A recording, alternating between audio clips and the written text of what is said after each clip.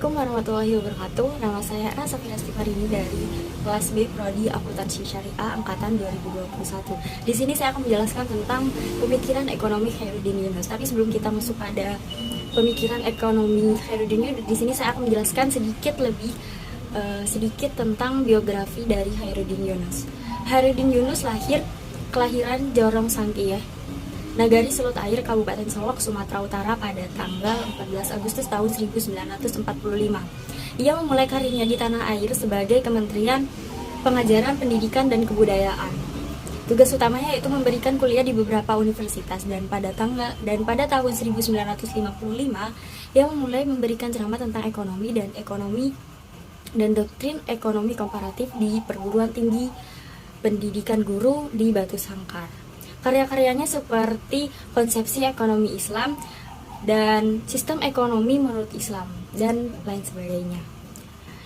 Ia juga bersama teman-temannya mendirikan Perkumpulan Pendukung Ekonomi Islam atau yang disebut PPPI pada tanggal 23 November tahun 1955. Setelah saya membahas sedikit tentang biografi Khairuddin Yunus, di sini saya akan menjelaskan lebih detail mengenai pemikiran ekonomi menurut Khairuddin Yunus, yaitu yang pertama ada pembagian kerja dan perdagangan.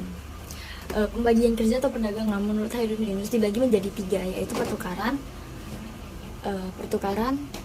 manufaktur, dan perdagangan.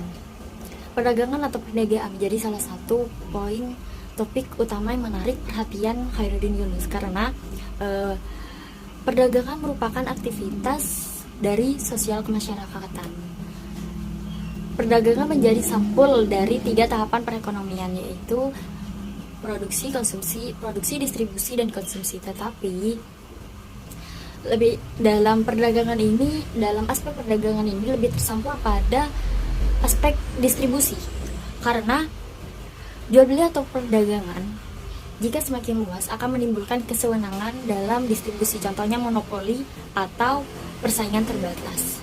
Moral pedagang yang tidak baik akan menyebabkan distribusi barang di pasar tidak akan berjalan lancar. Dalam kesimpulannya, ia juga mengatakan bahwa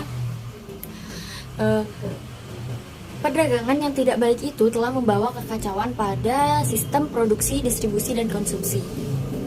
Moral pedagang yang tidak baik akan menyebabkan distribusi berjalan lancar di dalam pasar dan akan menyebabkan krisis ekonomi yang berulang. Khairuddin Yunus juga menjelaskan bahwa perdagangan mengandung kejelekan yang mengandung beberapa unsur, seperti yaitu yang pertama, perdagangan yang tidak menghasilkan atau underproductive works, dan bahkan mengandung penipuan, mengandung permainan. Yang kedua, perdagangan adalah bentuk pengangguran atau penipuan. Dan yang ketiga, pengangguran mempersulit distribusi. Dan yang keempat, perdagangan mempertinggi harga-harga barang.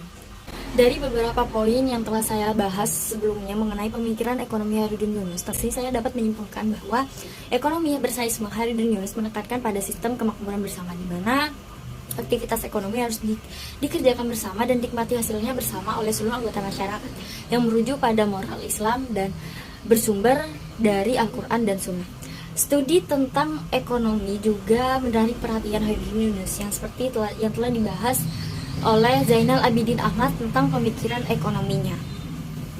Menjadi penting karena pelaku aktivitas ekonomi adalah diri kita sendiri. Dalam bersaismenya juga, kerjasama dan tolong-menolong menjadi pilar utama dalam mewujudkan kebutuhan hidup manusia. Kritiknya terhadap sistem perdagangan ditujukan kepada sistem perdagangan yang jauh dari nilai-nilai dan prinsip-prinsip moral agama Islam, seperti penipuan, monopoli, dan persaingan tidak sempurna. Kebangkitan ekonomi Islam di seluruh dunia harus memberikan resep perdagangan yang baru yang merujuk pada sendi-sendi syariat agama Islam dan pernah dipraktekkan dalam sejarah agama Islam. Selain itu, koperasi yang telah berkembang di Indonesia sangat sejalan dengan ekonomi Islam yang tujuannya adalah kepentingan bersama. Karena itu, dukungan ekonomi Islam terhadap koperasi yang berlandaskan syariat harus menjadi perhatian utama bagi para pemerintah dan stakeholder. Selain mengembangkan sistem institusi atau mengembangkan institusi perbankan dan asuransi dan pasar modal. Mungkin itu saja yang bisa saya sampaikan mengenai pemikiran ekonomi Khairuddin Yunus. Kurang lebihnya saya mohon maaf apabila ada kesalahan dan kurang penjelasan atau dari paparan materi saya kurang lebihnya mohon maaf. Wassalamualaikum warahmatullahi wabarakatuh.